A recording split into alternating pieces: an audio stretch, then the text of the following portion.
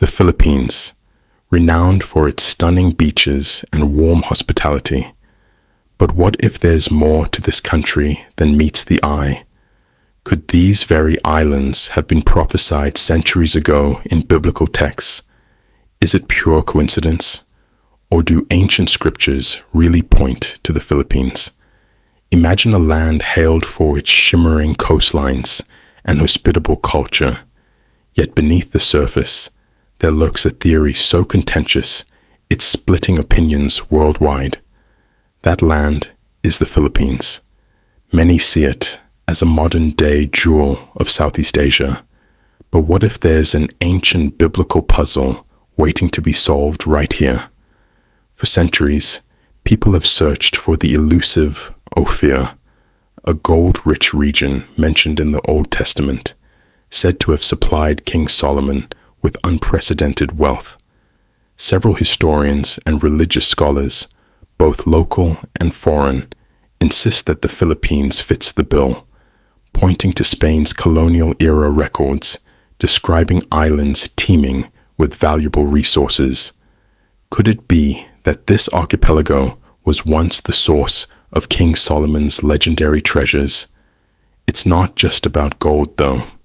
Some claim cryptic linguistic links between indigenous Philippine dialects and ancient Hebrew, suggesting more than a passing reference.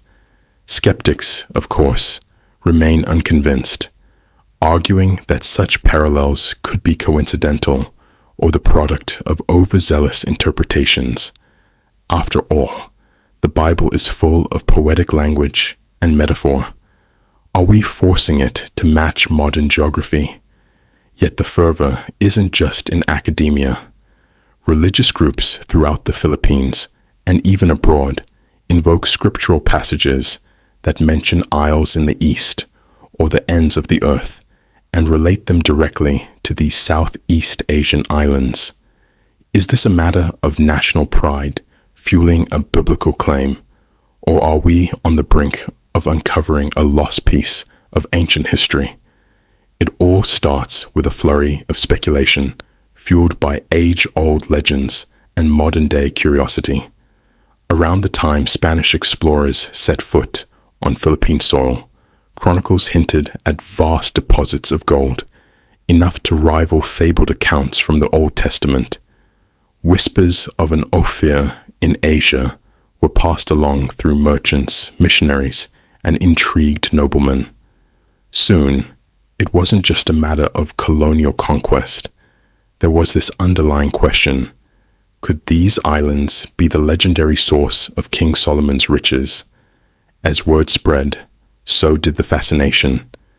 Researchers and biblical enthusiasts began piecing together every scrap of evidence, scribbled notes from Spanish friars, folk tales from mountain tribes, even ancient maps with cryptic symbols possibly pointing to the archipelago. The puzzle pieces, though elusive, hinted at one thing: the Philippines might be more than a tropical paradise. It could be a key player in a biblical treasure hunt.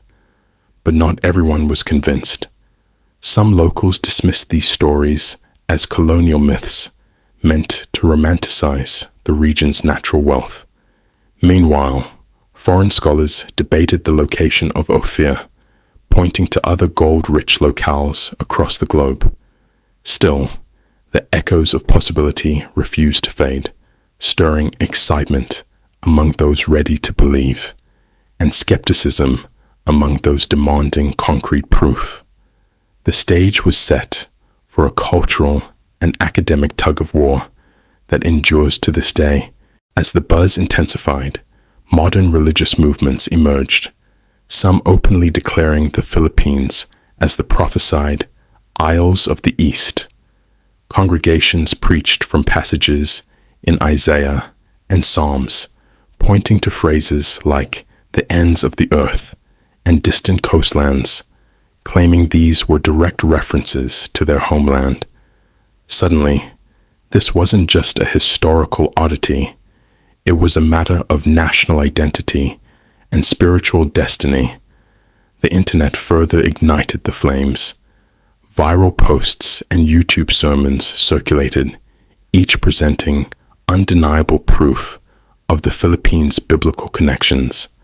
Some showcased linguistic parallels, an obscure Tagalog word that supposedly mirrored ancient Hebrew, or a reference in Visayan folklore that curiously resembled Old Testament motifs. Others cited archaeological digs where pottery, jewelry, or trade artifacts hinted at global exchanges predating Spanish colonization. Yet, with every fresh piece of evidence, skeptics became more vocal. Historians demanded peer-reviewed data. Archaeologists questioned the authenticity of alleged Hebrew inscriptions, and linguistic experts criticized the cherry-picking of words to fit preconceived narratives. Social media comment sections turned into battlegrounds of faith versus facts. Amid this escalating divide, one question stood out: which side would deliver the definitive proof or debunk the claims once and for all? Let's start by shining a spotlight on one of the most compelling arguments advanced by those who believe the Philippines is a land foretold in Scripture: the pursuit of gold and the link to King Solomon's legendary wealth. For centuries, the biblical narrative of King Solomon has painted a portrait of unimaginable splendor: countless vessels of gold, exotic spices, and unparalleled prosperity. The question: where did all this wealth originate? Advocates of the Philippine connection point to early Spanish documents citing golden artifacts, elaborate jewelry, and indigenous trading practices. According to these documents, Filipino natives wore gold necklaces, armlets, and ornaments so finely crafted that they rivaled anything in Europe at the time. Could these accounts confirm that a land of gold, similar to the biblical Ophir, indeed existed in this part of the world? Adding fuel to the theory are the trade routes that once crisscrossed Asia. It's believed that from ancient times, seafaring merchants journeyed along the coast, venturing into the archipelago, bartering for gold, and bringing it back to distant lands. While not all historians agree, proponents say this perfectly aligns with biblical descriptions of ships returning laden with treasures. Yet in the face of these breathtaking tales, hard evidence remains elusive. So far, no definitive inscription, relic, or Solomonic seal has emerged to confirm a direct link to the Old Testament. Still, the stories persist. Why?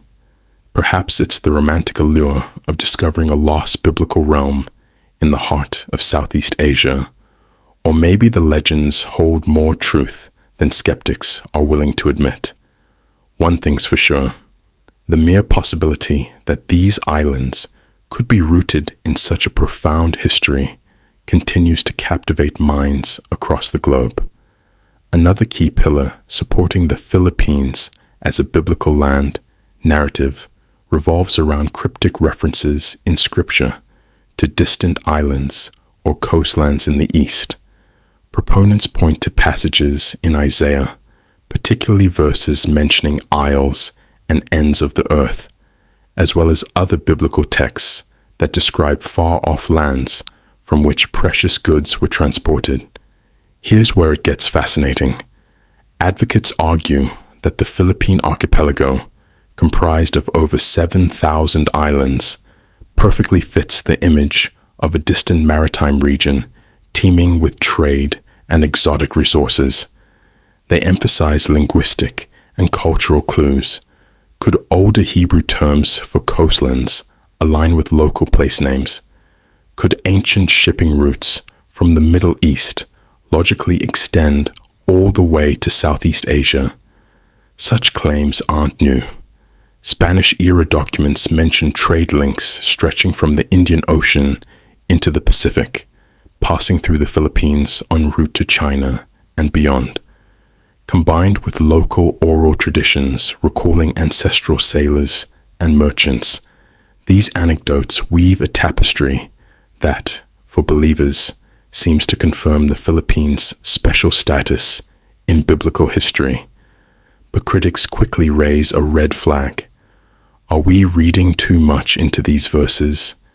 Many biblical scholars insist that references to isles might be metaphorical, or that they describe regions closer to the Middle East. Additionally, they argue that unless an explicit textual link to the Philippines surfaces, connecting these islands to prophecy remains speculative.